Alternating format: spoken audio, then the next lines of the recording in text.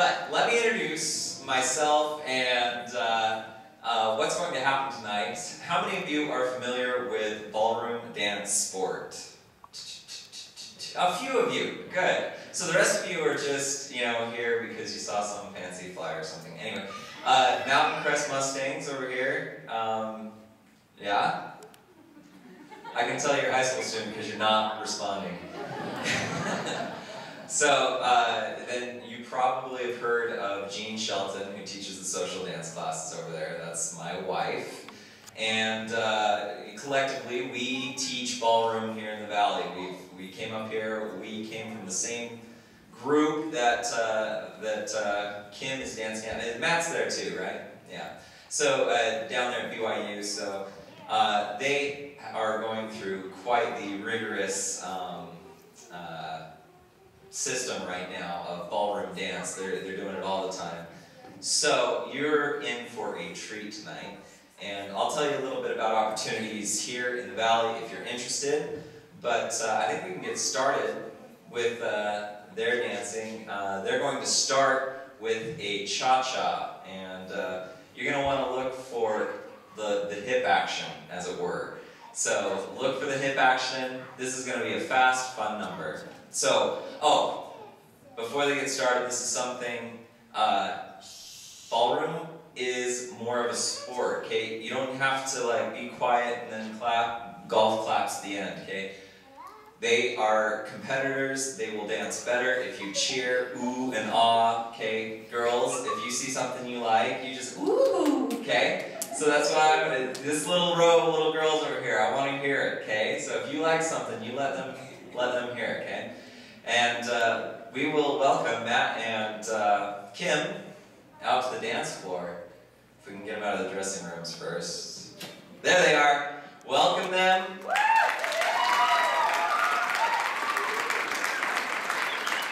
Dancing their cha-cha.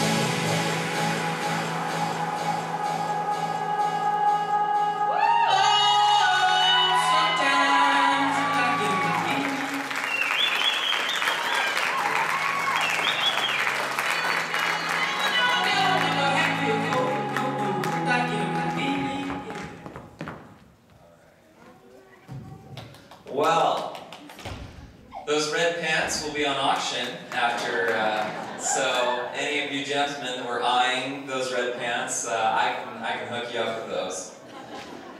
So, while they change, and they wanted to give you a good show tonight, so they are going to give you all the dazzles that come with ballroom, which is all the costumes. One thing that you may notice, and some of you are probably don't even allow this program in your house, but Dancing with the Stars.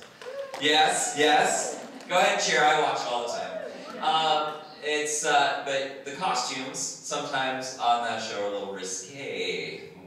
Okay, and the thing, one of the great things about BYU, and one of the great things about the couple here tonight, you'll see, is that all of the costumes have been designed to fit a more modest standard for ballroom. It's one of the more refreshing things. I have the opportunity as the coach of the USU ballroom team to go to several out-of-state competitions where you're seeing things that you really just never thought should be allowed.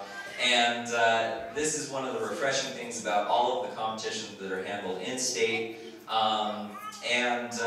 Primarily there's a little hub of ballroom from Idaho Falls clear down to Provo, where mainly influenced by the culture and the LDS community, ballroom dance is very much more modest, as it were. Speaking of modesty, we're going to move on into the dance of love. Okay, the next dance that they're dancing symbolizes love, and it's very much the close side of love, as it were. Rumba is it's the slowest of all of the Latin dances, and what you're going to see is outside of the hip action is now you're going to see a more intimate connection between Matt and Kim here. What they're trying to portray is a couple just showing their love for each other, and this is it's done with some skill, finesse, and it takes a lot of practice to get the right rapport with a partner in order to do this correctly. It takes several years to do so. So, if they are ready, we will welcome them back onto the floor for the intimate rumba.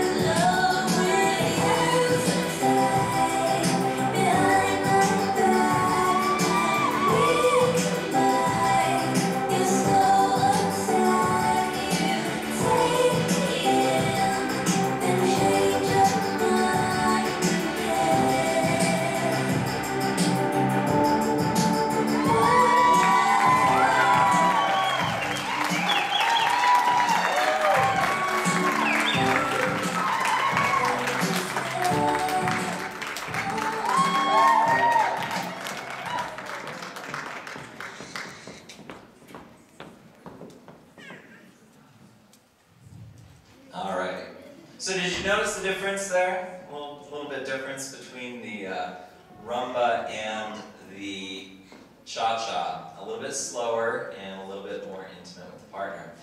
Now, if any of the, and this is a shameless plug for myself in my own studio, just warning you.